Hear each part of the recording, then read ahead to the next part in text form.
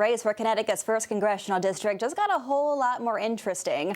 This week, former Hartford Mayor Luke Bronin announced he's challenging longtime Congressman John Larson, who's held the seat since the late 1990s. Both candidates are Democrats and have worked together in the past, but Bronin says it's time for a fresh face in Washington. I was mayor of Hartford for 8 years, and you saw me during those 8 years fight for my city 24/7, 365, working every single day to try to make things better in this city. And that's the kind of energy and urgency that I think we need in Congress. We have a congressman who, again, I respect, but who has been talking about the same things and in the same way for 28 years. And joining us now live in studio is Congressman John Larson. Thank you for being here this morning. Glad to be with you, Bridget. So you're planning for another re-election. It would be your 15th term. I want to talk about that, but first I want to get your reaction to the Bronin news. This is the first time you've been challenged in a primary. How does it feel? Well, it's great. I was challenged actually the last time as well, but unsuccessfully. Listen, it's America, and anyone's free to run for public office, and the primary route is one way to do it. And obviously, the former mayor and the two other candidates that have announced already, and there could be more. Mm-hmm. But that's the process that we have, and so we welcome the challenge. And I heard the clip with the mayor, and when he was mayor, yes. We were talking about the same thing, helping the city of Hartford and making sure that they had the money to help deliver and save that city from bankruptcy. And there, and working with Governor Malloy and all the people, and especially at the federal level, just in the last 5 years alone, we brought over $1 billion into the city of Hartford. So we've been there helping the whole time. And when you run for public office, that's what it's about. It's what you've been able to accomplish. It's what you're currently doing and what your vision for the future is. And what we've done in the past is to make sure that we're there for the people, all 27 towns that I represent, not just the city of Hartford. And then working today, as we were discussing earlier, about battling the Trump administration and the ramifications of the so-called big, beautiful bill. Mm-hmm.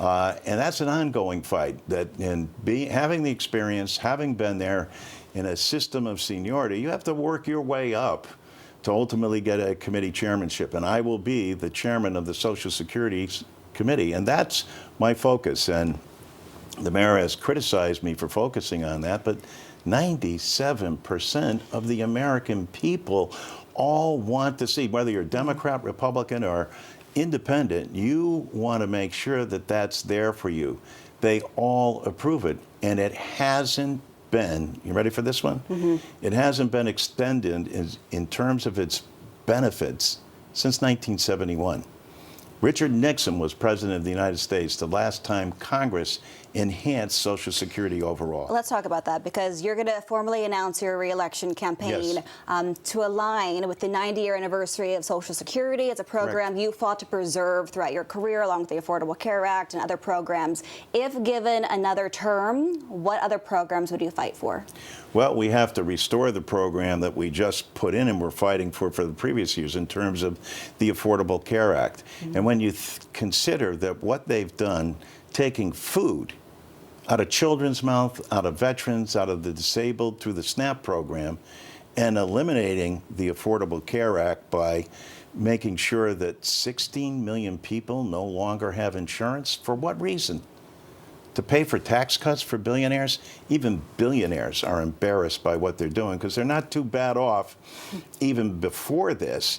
And now to do that, so that will be priority number one. But having leaders like Hakeem Jeffries who have stepped up, and we're going around the country and everywhere, Social Security is a main issue.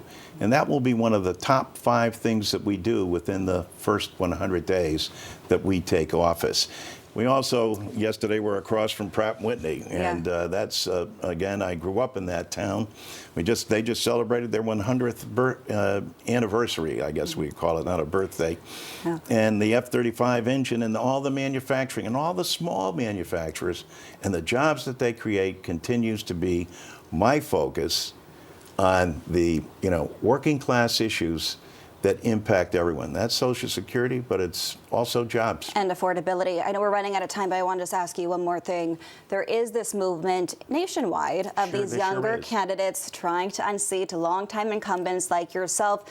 Your challenger, your main challenger, Luke Bronin, who is 31 years your junior, says we need generational change. How do you counter that message on the campaign trail?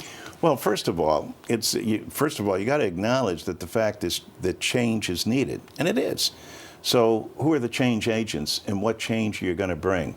And for people that haven't received an increase in their benefit, and with 10,000 baby boomers a day becoming eligible for Social Security, and that impacts their income directly in these inflationary times, in these post-COVID times, that's the change that they need. That's the change that's going to be making a big difference on those kitchen table discussions that take place. And that's where my focus will be, along with making sure that we still produce the F-35, we still have manufacturing jobs, we support the Affordable Care Act, and we'll return that, and we're going to make the wealthy pay their fair share, especially when it comes to Social Security. It's going to be a very interesting race, and we look forward to covering your formal re-election in a couple of weeks from now. Thank you so much for stopping by. You're always welcome here to make the case. Happy to do it. Thank you, Bridget.